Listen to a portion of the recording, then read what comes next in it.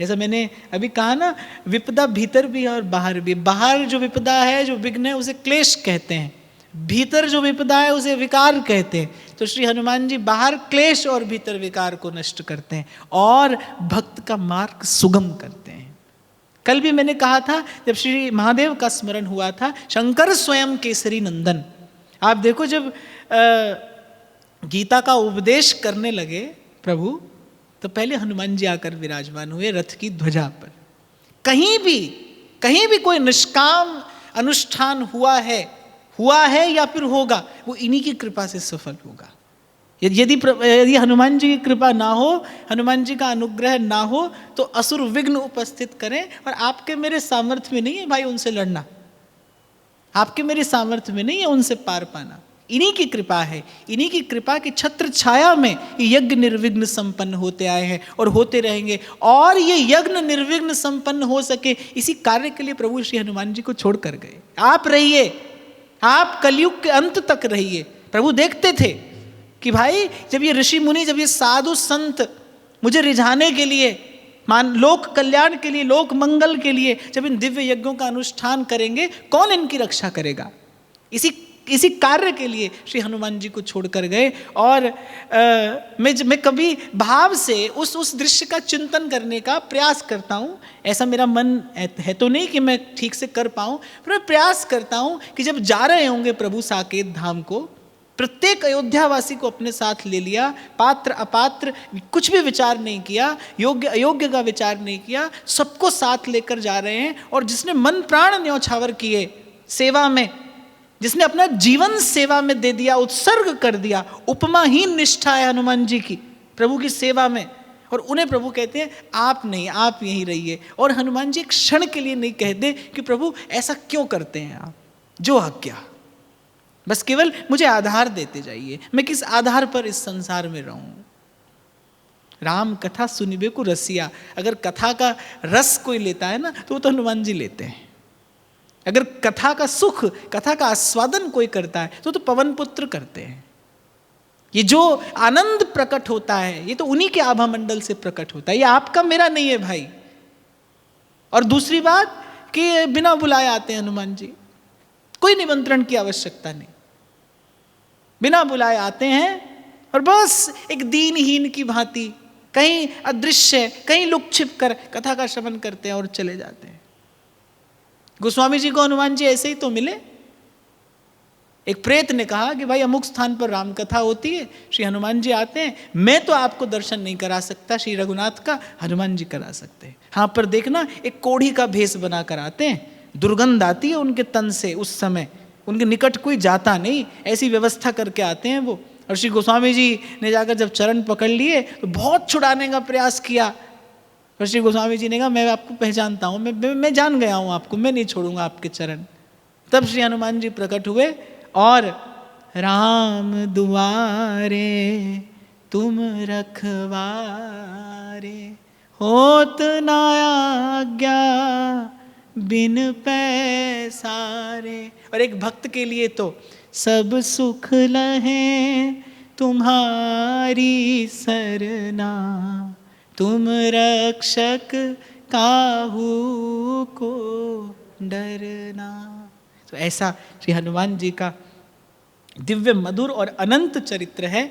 मैं तो दुस्साहस नहीं करता भाई हनुमान जी के विषय में कुछ कहने का, इसलिए मैंने तो 100% गोस्वामी जी के शब्दों का आश्रय लिया और ये पंक्तियां गाकर श्री हनुमान जी का स्मरण कर लिया। फिर जामवंत, इनका प्रभु पिता के समान आदर करते हैं। सुग्रीव तो भगवान के मित्र ही हैं और मित्रता का निर्वाह किया श्री सुग्रीव जी ने।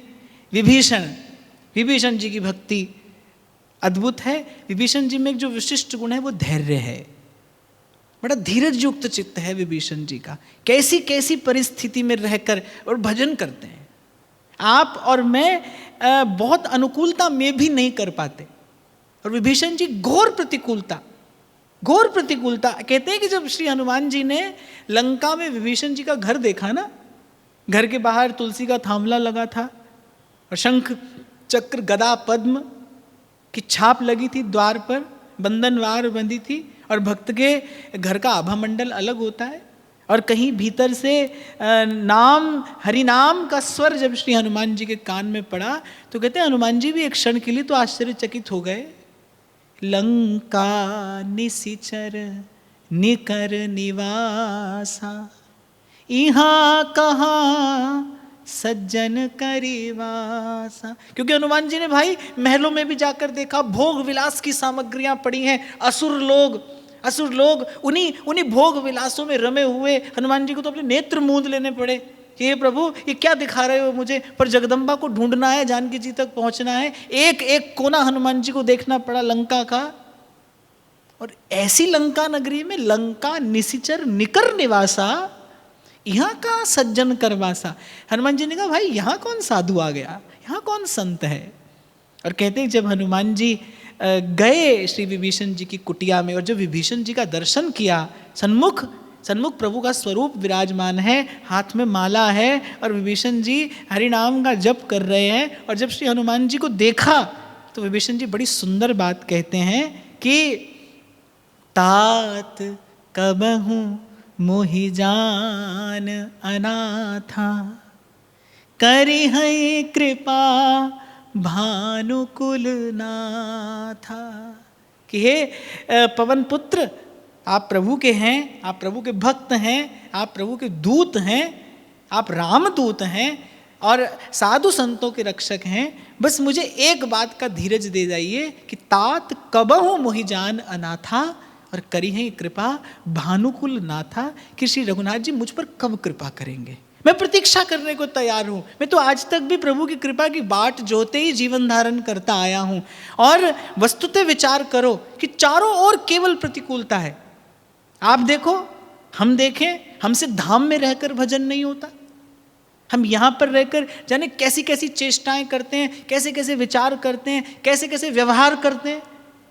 राग द्वेष से भरा हुआ चित्त, काम क्रोध से भरा हुआ चित्त, यहाँ रहकर आपसे मुझसे भजन नहीं होता। और श्री विभीषण जी कहाँ रहकर सतत भजन करते हैं। लंका निशिचर निकर निवासा, चारों ओर प्रतिकूलता, अपने जैसा कोई ना हो, जहाँ अपने हृदय की बात कहने सुनने वाला कोई ना हो।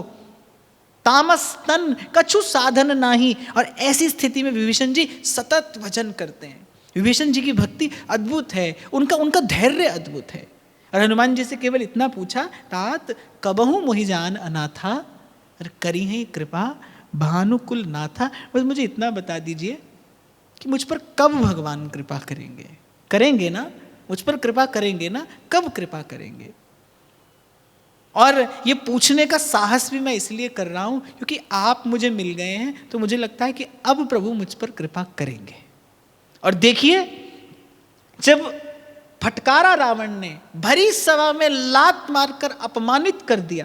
कहते हैं कि रावण की सारी श्री तो उसी दिन नष्ट हो गई थी जिस दिन रावण ने विभीषण का अपमान किया था। साधु अवज्ञा तुरंत भवानी, कर कल्याण अखिल कहानी। इस प्रसंग के साथ मैं एक भाव और यहाँ पर निवेदन करना चाहूँगा। ध्रुवदास जी एक बड़ी चेतावनी भरी बात कहते हैं सकल आयु सत्कर्म में जो पे बितई हुई, भक्तन को अपराध एक छिन में डारत खोई।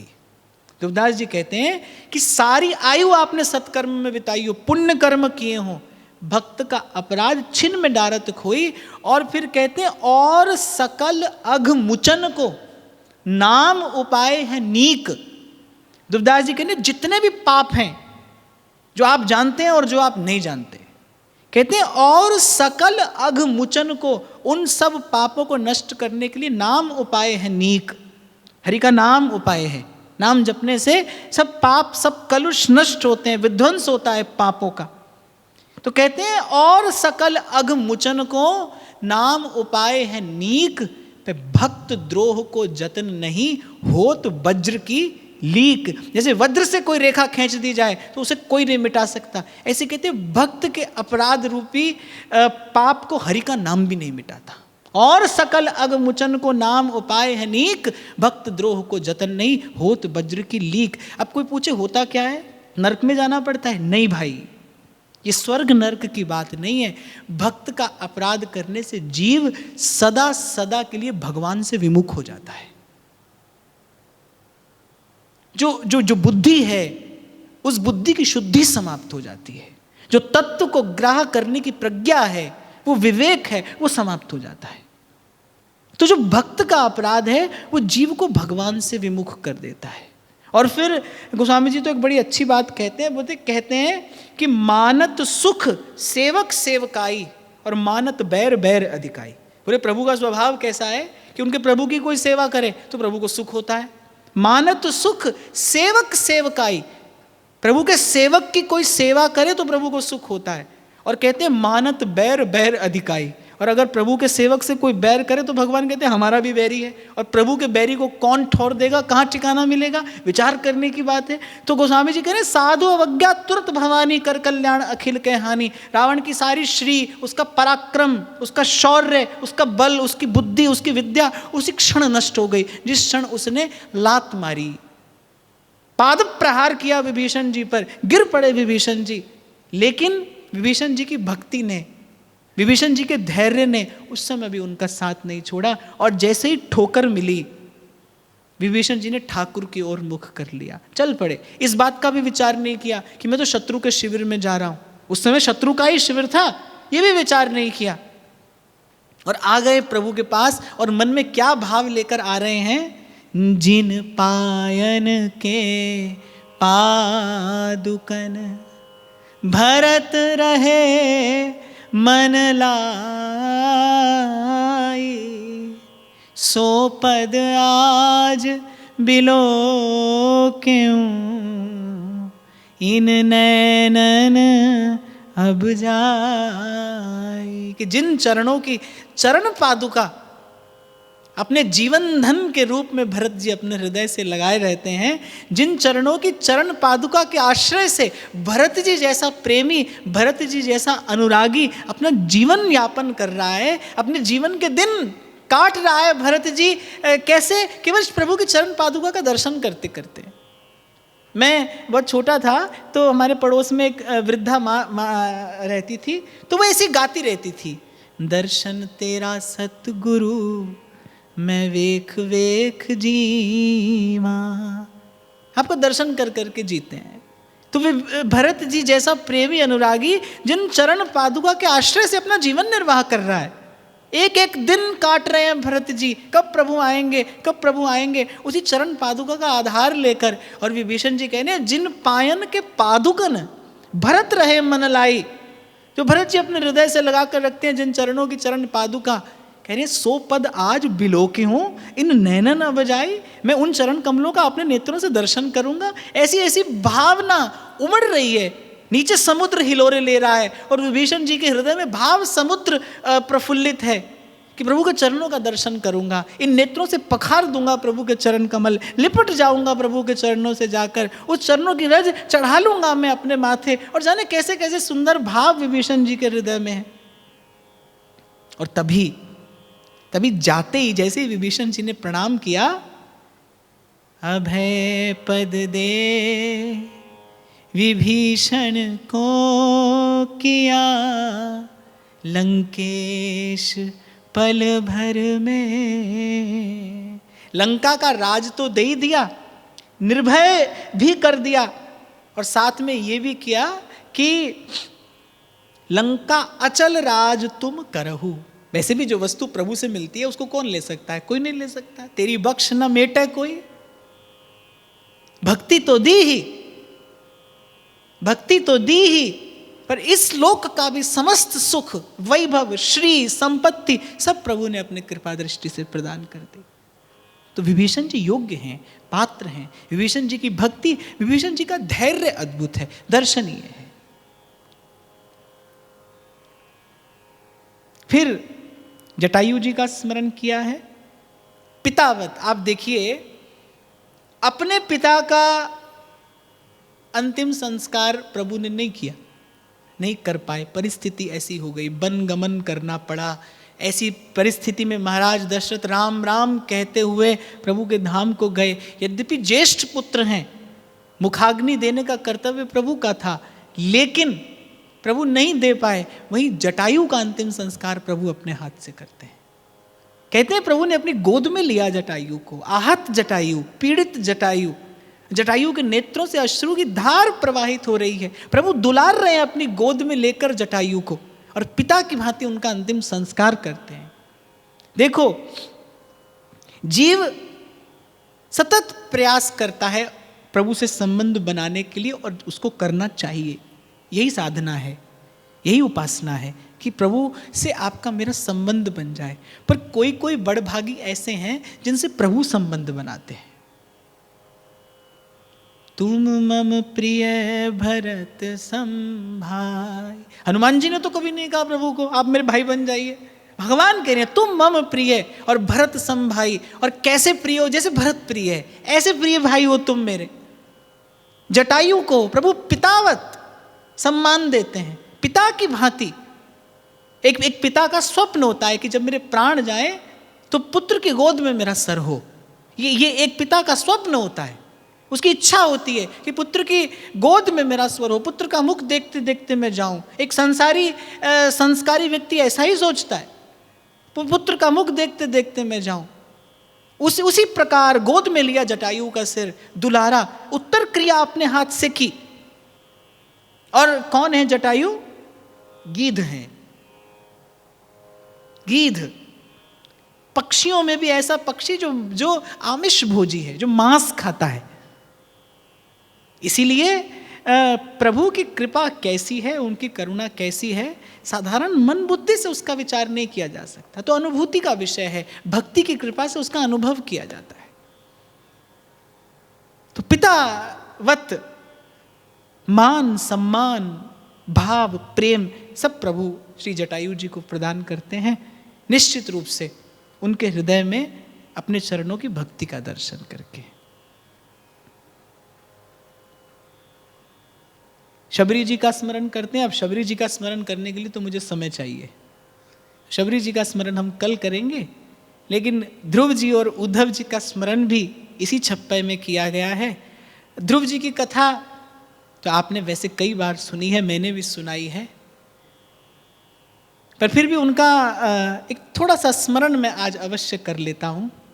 क्योंकि जब मैं विचार करता हूँ ना ध्रुव जी का, 5 वर्ष का बालक, और ध्रुव जी का विचार करते हुए ध्रुव जी से भी अधिक प्रेम, ध्रुव जी से भी अधिक भाव, ध्रुव जी से भी अधिक आदर उनकी माता के चरणों में होता है।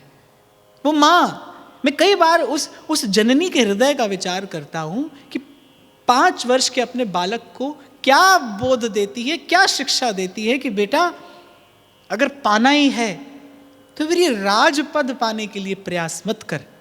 मनुष्य जीवन राजपद पाने के लिए नहीं, मनुष्य का जीवन तो परम पद पाने के लिए मिला है।